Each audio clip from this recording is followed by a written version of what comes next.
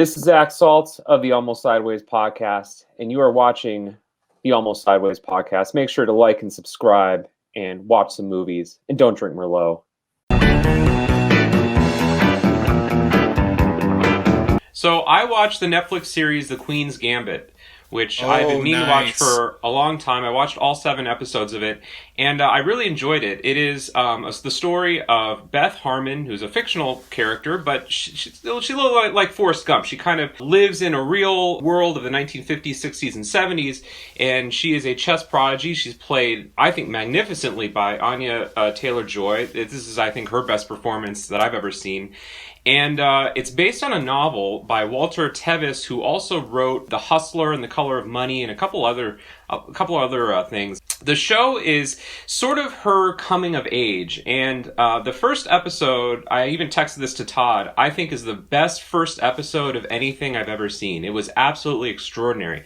And sometimes when that happens, the rest of it never quite lives up to it, and that sort of was the case here. The first episode was like an amazing mixture of like A Beautiful Mind meets The Devil's Backbone or something like that. Like you could see this character's genius very early on, and the orphanage setting is really neat. And you also can kind of see early on her drug addiction, or at least sort of hints of that. And the show is very much about how she struggles with addiction.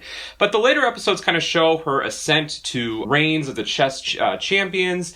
She goes to the Soviet Union and Mexico City and other places and faces off against exotic different players, some of whom are very colorful. Bill Camp is the person who's her mentor. We have Harry Melling is one of her competitors who later becomes one of her collaborators. And it's a really good show. I mean, if I had to give it a star rating, I would give it 3.5. I think it drags a little bit in the middle episodes, and her mother figure, who's played by that director? Marielle Heller, thank you. I didn't find her character as fascinating as I think the show did. I could have done a little bit less of her, but the show's really fascinating. I'd highly recommend it. It's an example of how a 6.5-hour miniseries actually can be really good, because I think if this show had been a 2-hour movie, I would have wanted more exploration of the character.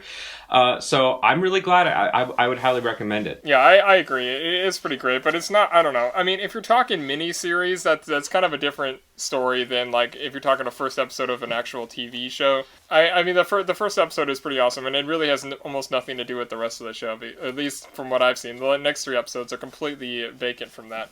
So yeah.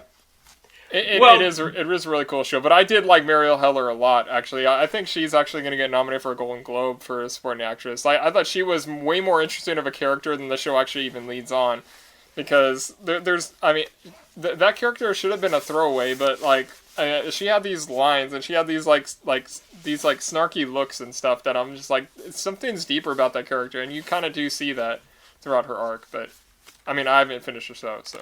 Yeah, you make a good point. I'm maybe being a little hard on her. I feel like her character is someone who's a little bit like treacherous and a little bit conniving at times, so maybe I'm reacting more to that, but I think she's really good in the role. I think all the actors are uniformly excellent in that show.